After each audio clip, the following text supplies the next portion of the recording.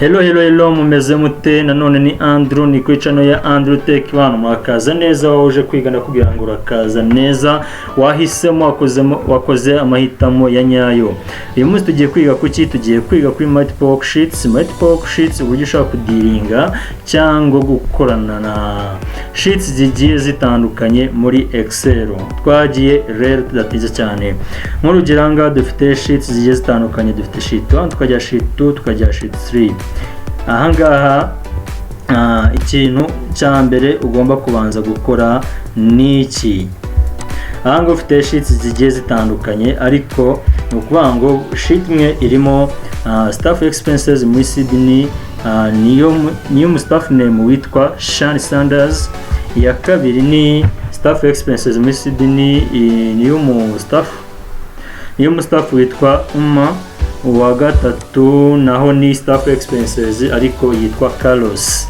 Ahanga urabona yuko dufite sheets zigiye zitandukanye kandi zifite data nazo zigiye zitandukanye. So ni ngombwa yuko rero izi sheets zigomba kuba zitandukanye kugira ngo tubashe gutandukanya n'ibyo zifite. Ikintu cya mbere tugiye gukora ni iki, tugiye kubanza tuzirenaminge. Ese ni gute wabigenza kugira ngo urineminge cyangwa uhereze izina ushaka izi sheets? Nk'urugero nk'iyi ya sheet 1 byaba byiza tuyise Sean kugira ngo tubone neza data iri presentinga. Turaza dukande right click, nitumagukana right click tuze duhita manga kuri rename. Niduguhita muri rename ahanga urabona yuko sheet 1 iri selected. Nidutangira kwandika izina Sean rirajyamo, ahangaha twayirenaminze byarangiye. Ikindi ari ubundi buryo ushobora kuba warenaminga sheet utarinze kuba wakora right click ngo uzihitemo rename. Ubundi buryo ni ubuhe? Nibwo tugiye kureba. Bitarambiranye, reka zooming kugira ngo tubashe kubona ibyo dukora. Ubundi buryo turakuza nkakora double click, namakora double click urabona yuko sheet 2 ibaye selected. Ninangira kwandika iyi ngiyi ndayita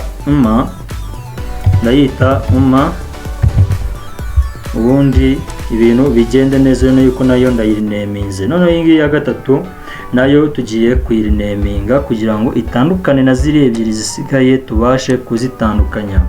Ahangaha nanone ndaza muri double click, makora double click nze nsibe ibirimo we nanjye nandike nyite uko bishaka. Iyi ngiyi ndayita Carlos ubundi mbe ndazirenaminze birarangiye. At least uko biri uko nguko ushaka kuzajya ndeba Sean nkamenya yuko irimo data zo mu staff name witwa Sean. Nareba anga kuri nkamenya yuko irimo data zo mu staff witwa nareba anga nkamenya yuko ari mu staff witwa Carlos. Nkaho ibi bitahagije dushobora gukora n'ibindi gihe turimo dudiringa na Multiple Worksheets. Ikintu ushaka gukora, ushaka gushaka kongeraho sheet runaka, wenda tuvuge ngo ugiye gushyiramo nka charts. Ese wabigenza gute? Ahangaha hari iyi plus sign igaragaza yuko ari new sheet. Uramutse uyikritseho yita yongeraho sheet nshyashya. Nk'uko ubibona iyi sheet nshyashya ubu ngubu tuyongeyeho. Noneho reka tuyisibe mwereke ubundi buryo ushaka kuyishyiramo bwiza kandi ukayishyira ahantu ushaka. Tuvuge ngo bashaka kuyishyira nk'ahangaha. Niba ushaka kuyishyira ahangaha uzaza selecting aho ushaka ko ikurikira, ubundi uze ukande iyi plus sign. Nyuma ukanda plus sign urabona yuko irahita ikurikira iyi sheet ya Noneho nkaho ibi bidahagije dushaka kuyikuramo hano hagati kugira ngo ibise izi ngizi zirimo data cyangwa tuyizane ahangaha. Ikintu tuzakora no kuyimuvinga tukayikuramo hano. Uburyo bwa mbere ushaka gukoresha ni ubu ngubu, uraza ukande left click ubundi uyidragging. Urabona yuko uko ngenda movinga iyi kasa hano hejuru hari akantu ga pointing hasi k'umukara urakabona, nuko ngo ndamutse nyirekuye nabanyishize ahangaha iruhande rwa shani, ariko yuko atariho nshaka kuyijyana ndayizana paka akantu k'umukara ga pointinze kari ku mpera ya sheet ya nyuma ya colors. Ubundi ndekure sheet ya 8 ariyo y'inyibishya twaketinze ibe igiye ahangaha. Ikindi dushobora kuba tutayishaka tukavuga ngo reka tuyisibe kuko n'ubundi nta kintu kirimo. Ukuntu tuzabigenza, ndaza ngo right click nze mitemo delete, ubundi mbe ndayisibye birarangiye. Ikindi nshobora gushaka kwisatinga sheet nkoresheje ubundi buryo, narinze kuba naza ngo mitemo iyi plus sign, none nkaza akora right click nkaza anga kuri insert, nkahitamo insert. Anga urabona yuko bahita bakuzanira mashini ikwereka uburyo bugiye butandukanye option, noneho ugahitamo iyo ushaka. Hari worksheet, hakaba chart, hakaba Microsoft Excel macro, hakaba international macro sheet, hakaba Microsoft Excel dialog, ariko twebwe turashaka worksheet. Ndaza ni selecting ubundi nkore okay, ubundi ihite ijyaho iyi ngiyi sheet 9. Nkaho tutayishaka twaza tuyideleting. Ikindi ushobora gushaka gukora copy, ushobora gukora copy ya sheet ufitemo ahangaha. Tuvuge ngo wenda ndashaka gukora changes ahangaha kuri staff expenses muri iyi sheet ya shan, ariko ndashaka ngo nzajye mbona original data ahantu zitari modified cyangwa ntazikozeho. Ndaza ikintu cya mbere ndibukore ni iki, kugira ngo nkore copy y'iyi sheet ya shan, ndaza nkande shift nyigumishe hasi, nkore left click, ubundi nze dragging nze nyishyire aho nshaka. Ahangaha bigaragaza yuko ngiye kuyishyira iruhande rwa shan, ubundi ndekure iyi buto ya left click. Nyuma kuyirekura ahangaha nayimuvinze, sorry, reka nyikopie. Ndaza nkore nkande control key, sorry nabwiye shift ariko ni control key, nibeshye, I'm so sorry. Ahangaha ndaza nkande control key, ubundi nkande na left click, ubundi ni dragging, ubundi ndekure left click, ubundi shan uhite iba copied. Nuko murabona yuko ahangaha kuri sheet ya shan hariho kabiri. Iyi kabiri igaragaza yuko ari copy y'iyi ngiyi ya mbere. Nuko ngo this is the original sheet, original copy. Nananga dufite iya kabiri igaragaza yuko ari copy. Nuko ngo dushaka kuza tukayirenaminga nayo tukayita yuko ari copy ya shan, ariko reka tubiretse for now.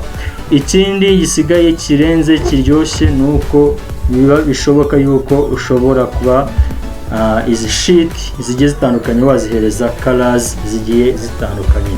Ese wabigenza gute? Twagiye rero nicyo mbere ahangaha kugira ngo mbikwereke. Ndaza mitemo iyi sheet ya ubundi nze nkore right click, nzanga kuri option ya tab color, sinzi niba uyibona, ubundi nze nyihereze color nshaka. Reka nze nyihereze color ya black. Nyihereje color ya black. Ahangaha iyo ukiyirimo ntango iyi color ya black ibigaragara neza, ibigaragara bi transparent, ariko ninyivamo urabona yuko irahita ihinduka color ya black, irahita iza ari yose. None niza muri colors nayo nyihereze color, nze nyihereze color ya red, nayo ninyivamo urabona yuko color ya red irimo neza. Reka iyi ngiyi nze nyihereze color ya green, kanyihereze color ya green,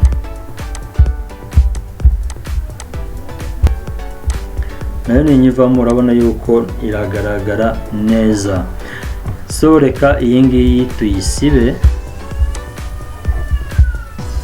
Ahangaha ubungubu ni ukuvuga ngo dusa nk'abasoje kuba bakwarenjinga izi sheets uko zigiye zitandukanye, kandi ubungubu noneho ziri presentable, ubungubu ziragaragaza icyo zibitse mo imbere. Nk'aho ibi bidahagije, akantu ka nyuma tugiye gusorezaho kandi k'ubwenge, tugiye gukora change kuri sheet imwe ahangaha muri izi data, ariko none ya affecting izindi zose zisigaye. Ese uribaza ngo byakorwa gute? Nicyo mbere ahangaha ikintu cya mbere turi bukore, dushobora kuza tukavuga ngo ahangaha reka twadingeho nk'itariki runaka. Ahangaha ndaza selecting sheet, ubundi nze nande control key selecting n'ingi selecting, none yuko zose ubu ngubu ziri selected. Nizima kuba selected ndaza nanjye nandika itariki nshaka, nandika 12 z'ukwa gatandatu z'ukwa karindwi 2022. Okay, ahangaha nze mvemo, ubundi nze muri deselect, ubundi ariyo niko itariki zose hose zagiyemo. Ahangaha yuko itariki zirimo, nahangaha nako itariki zirahari, nahanga kuri sheet ya shan itariki zirahari. So thank you guys, ndumva ari ibingibi kwiga ku bijyanye no kuba wadiringa na multiple worksheets ufite muri Excel, ukabasha kuba wakora ibintu bya muri Excel bikagenda neza cyane. So thank you, wakoze kumurikirana, naho utaha, bye bye.